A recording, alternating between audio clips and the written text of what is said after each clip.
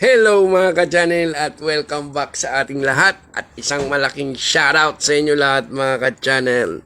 For today's video mga ka-channel, ang ating i-flex ay isang malaking rotary convection oven. Pera muna ng ilang minuto nyo mga ka-channel, tara usap tayo, now na! Ang sira pala nito mga ka-channel ay nakikita nyo dyan at tinuturo ko sa ating video. Nakikita nyo dyan na nakadikit.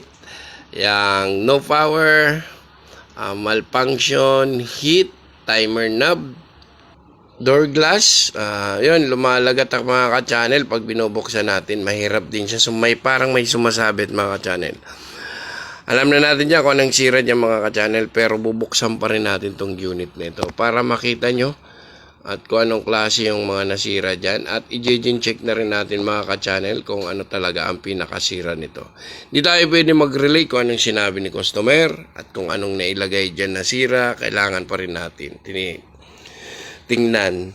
Ayan, nakikita nyo na chinek ko yung timer kung tumitik-tak-tik-tak ba siya. Pag tumitik-tak, ibig sabihin okay pa yung timer. Pero hindi pa natin masabi na okay, kailangan pa natin buksan mga ka-channel. Let's go mga ka-channel, isasaksak ko muna tong unit na to at titingnan ko.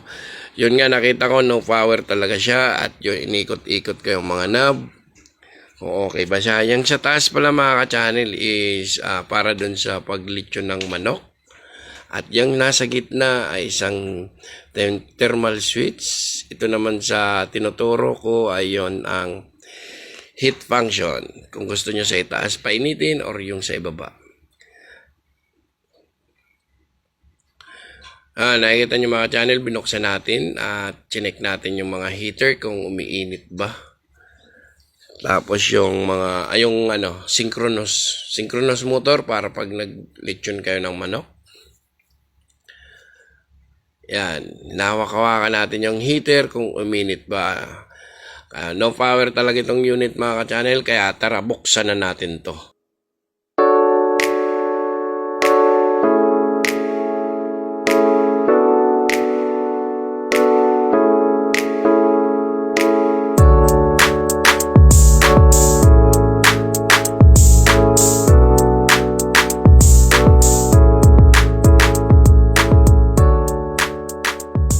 Yun, nabuksan na nga natin mga ka-channel yung unit. Tara lapitan natin. At ituturo natin kung ano bang mga function na yan.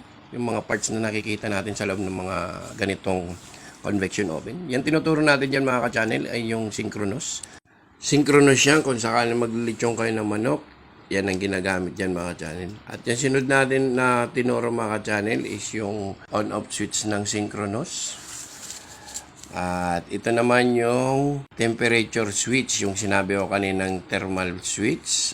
Temperature switch yun mga ka-channel. At ito naman mga ka-channel yung function ng heater. Kung gusto mo ba nang itaas lang ang init or yung ibaba mga ka-channel. At ang panghuli mga ka-channel ay yung timer switch. Nakita natin dyan mga ka-channel na yung ilaw ay nahulog doon sa pagkakalagay. Kaya di natin nakita kung may ilaw. At yun, may nakita rin ako mga channel na putol yung paa ng isang heat. Putol ang isang paa ng timer switch. Yan kasi ang nagdadrive ng buong unit mga ka-channel, yung timer na yan. Siya ang nag-on at siya nag-off ng unit. Nakita natin na putol yung isang paa, nasunog na. Possible yan talaga ang sira niya mga ka-channel. Kaya no power ang nilagay dyan ng customer at saka malfunction ng timer daw. Yung pala kasi sunog na. At about naman doon mga ka-channel sa lumalagatik or lumalagatak ba na pag open door natin, ito naman ang sira mga ka-channel. Ito yung roller pin. Roller pin ba yung tawag dyan mga ka-channel? Sa amin kasi yan ang tawag roller pin.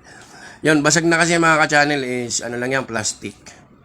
Kadalasan nasisira yan dyan sa mga ganyang oven. Mga ganyang mga malalaking convection oven. Nasisira yung door niya. Lumalagatak pag binubuksan. Lumalagatik ba yan? Ayun. Papalitan lang natin yung roller pin mga ka-channel. Okay na yung door na yan. Kaya itong unit na ito mga ka-channel is basic lang. Kung i-check nyo po, sundan nyo lang ang video. Nakikita nyo sa video kung paano natin ini-execute or dinadiagnose ang ganitong unit mga ka-channel. Itatry natin yan mga ka-channel. Yung nasirang paan ng timer ay isi-short natin siya doon sa isang paa ng timer para makita lang natin kung gagana ba yung unit, buo ba yung heater, hindi na tayo gagamit ng multi-tester mga ka-channel. Natry lang natin kung gumagana lahat ng mga function niya, yung mga iniikot-ikot natin kanina, yung kung gusto mo lang taas na iinit or yung baba lang iinit, at saka yung team switch, kung mag-cut off siya, at saka yung synchronous kung gumagana, para masabi na natin na general check-up, okay na yung lahat, maliban lang dito sa sira na ito mga ka-channel. Yung ganyan lang mga ka-channel ang pag-rerekta niyan at isasaksak natin mga ka-channel. Always safety first tayo mga ka-channel kasi nakasaksak ang unit na yan. Yung nakita nyo mga ka-channel na gumana naman yung ating convection oven. Yun, may ilaw na siya. At itatry na natin mga ka-channel. Titingnan natin kung iinit ba yung heater. Uunahin natin yung sa ibaba at susunod natin yung sa itaas mga ka-channel. Saka natin masasabi na yun nga lang talaga ang sira, timer switch at saka yung roller pin. So yun mga ka-channel, sana may natutunan kayo sa ating munting video na to, mga basic tutorial. Sana may natutunan kayo. Kung meron man o kung may mali man akong nagawa na sabi sa video na ito, just comment na lang mga ka-channel at ating babaguhin yan. Hanggang sa muli mga ka-channel at sa mga susunod nating basic video. Thanks God and peace out.